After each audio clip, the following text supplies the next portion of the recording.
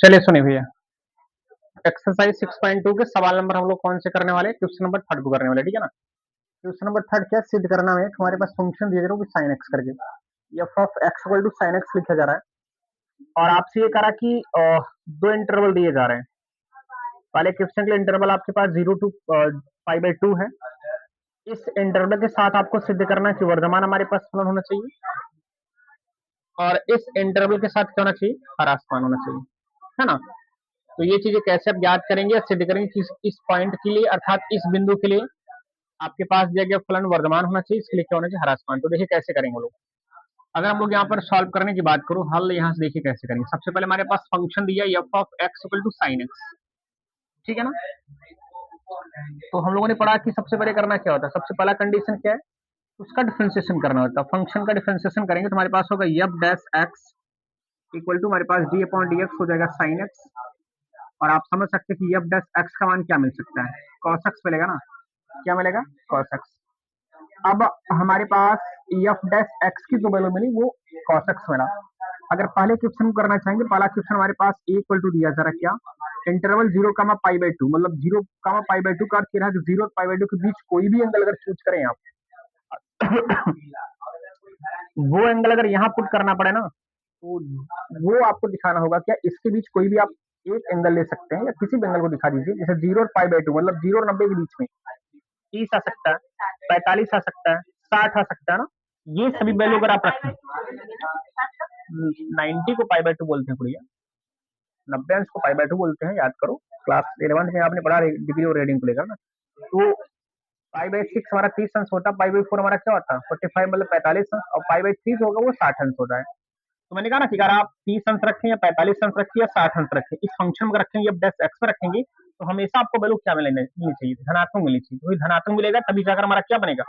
वर्धमान हो पाएगा। तो मैं यहाँ लिख सकता हूँ क्या? अब यहाँ देखो यक्स बिलोंग टू में क्या लिख सकता हूँ? यक्स के स्थान पर मैं लिख सकता हूँ क्या? पाई बाई क्या लिख सकता हूँ? 6 लिख सकता हूँ, π/2 लिख सकता हूँ, π/4 लिख सकता हूँ, पाई बाई क्या 3। इन सभी में से कोई वैल्यू पुट कर दीजिए आप। रख के चेक करते f of f dash x equal to करेंगे हम, हमारे पास cos x है और x का स्थान क्या रखने वाले हैं? π/6 रख दीजिए। और cos π/6 की वैल्यू क्या मिलेगी बताइए? cos π/6 की वैल्यू क्या मिल सकती है? cos 60 अंश का मान 1/2 मिलेगा। तो 1/2 मिलेगा तो मतलब ये कह लीजिए क्या कि इस समय हमारे पास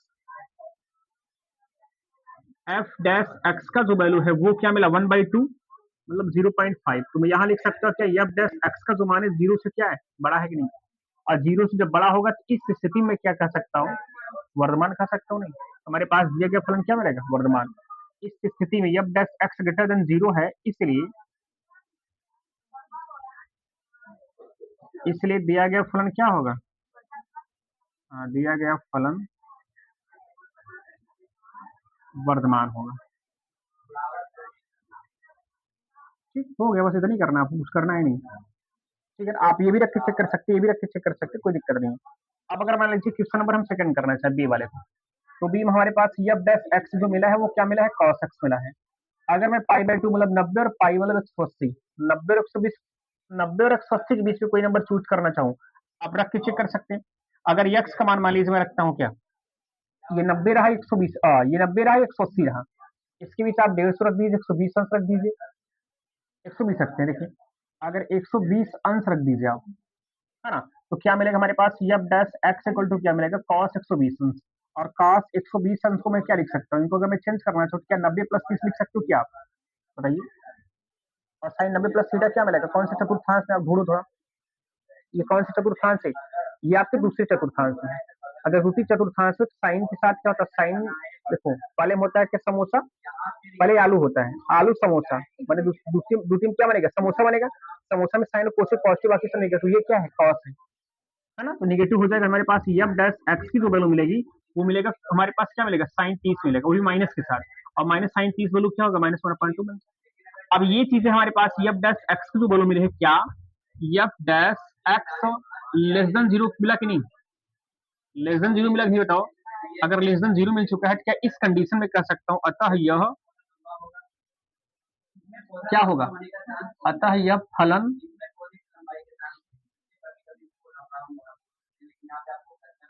ह्रासमान, ह्रासमान लिख दें भैया ना, ह्रासमान है। बस इस प्रकार आप दिखा सकते हैं। ठीक है, नोट कर लीजिए आप।